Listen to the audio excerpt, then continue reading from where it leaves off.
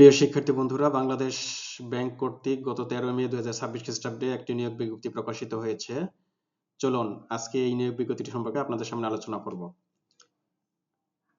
এখানে বলেছে যে বাংলাদেশ ব্যাংকের ডাটা এন্ট্রি অথবা কন্ট্রোল অপারেটর আইটি পদে নিয়োগের লক্ষ্যে নিম্নলিখিত শর্তে বাংলাদেশি স্থায়ী নাগরিক হতে দরখাস্ত আহ্বান করা যাচ্ছে।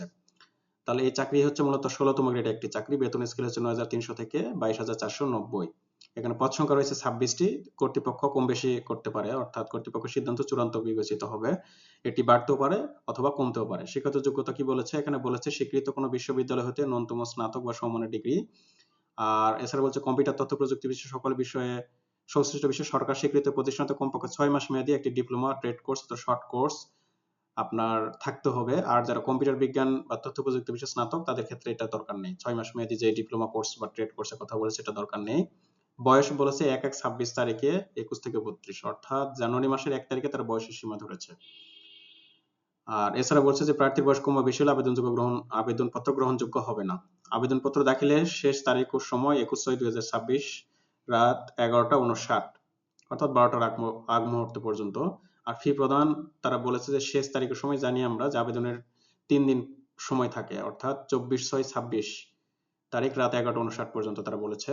আবেদন ফির কথা বলেছে 200 টাকা। আবেদনের সময় বাংলা কিউআর এর মাধ্যমে প্রদান করতে হবে। তারা শিক্ষা মন্ত্রণালয়ের এই যে প্রজ্ঞাপন অনুযায়ী তারা স্কেল দিয়েছে যে 5 পয়েন্ট স্কেলে জিপিএ 3 বা তদুর্ধ্ব হচ্ছে প্রথম শ্রেণী বা বিভাগ, জিপিএ 2 থেকে 3 এর মধ্যে দ্বিতীয় শ্রেণী, আর জিপিএ 1 থেকে 2 এর মধ্যে হচ্ছে তৃতীয় শ্রেণী। আর আরেকটা বিষয়, একই বিষয় বলছে যদি 4 পয়েন্ট স্কেলে, যেমন 4 পয়েন্ট আমরা জানি বিশ্ববিদ্যালয় লেভেলে, 4 পয়েন্ট স্কেলে 3 বা জিপিএ 3 বা তদুর্ধ্ব হচ্ছে, আর 5 পয়েন্ট স্কেলে 3.7 বা তদুর্ধ্ব হচ্ছে প্রথম শ্রেণী। এখানে 4 পয়েন্টে বলছে 2.25 কিন্তু 3 এর কম, আর এখানে বলছে 2.813 বা 3.75 এর কম হচ্ছে দ্বিতীয় শ্রেণী বা বিভাগ। আর এখানে বলছে 1.65 বা তদুর্ধ্ব 2.25 এর কম। আর এই পাশে বলছে 2.063 বা তদুর্ধ্ব কিন্তু 2.813 এর কম হচ্ছে তৃতীয় শ্রেণী বা বিভাগ। এগুলো ও লেভেল, এ লেভেলে কথা বলেছে যারা ইংলিশ মিডিয়াম পড়াশোনা করেছেন। আচ্ছা, এরপর বলেছে আগ্রহী প্রার্থী থেকে আগামী 14/5/26 হতে 21/6/26 এর মধ্যে শুধুমাত্র বাংলাদেশ ব্যাংকের নিয়োগ সংক্রান্ত ওয়েবসাইট erecruitment.bb.org.bt এই সাইটে আবেদন ফর্ম পূরণ করতে হবে। আর এছাড়া বলেছে যে অনলাইন অ্যাপ্লিকেশন ফর্মের নিয়ন্ত্রক কর্তৃপক্ষ প্রকাশিত পরীক্ষার ফলাফলের তারিখ অবশ্যই উল্লেখ করতে হবে। আর 21/6/26 তারিখ বা তৎপূর্বে যাদের স্নাতক বা সমান ডিগ্রির ফলাফল প্রকাশিত হয়েছে বা হবে এবং 6 মাস মেয়াদী ডিপ্লোমা বা টেস্ট কোর্স, শর্ট কোর্সের সার্টিফিকেট প্রাপ্ত হয়েছেন তারা আবেদনের যোগ্য হবে। আবেদন করার সময় অ্যাপ্লিকেশন ফর্মে পূরণ করা নিম্ন শর্তাবলী এই সাইটে পাওয়া যাবে সে কথা বলেছে। তারা বলেছে অনলাইনে আবেদন করার সময় সংশ্লিষ্ট প্রার্থী বাংলা কিউআর কোড সম্বলিত একটি পেমেন্ট পেজ পাবেন। মোবাইল ফোনের পেমেন্ট অ্যাপ সাপোর্ট করে এরকম তারা কথা বলেছে যে বাংলা কিউআর স্ক্যান করে 200 টাকা আপনাদের পেমেন্ট হিসেবে ফি দিতে হবে।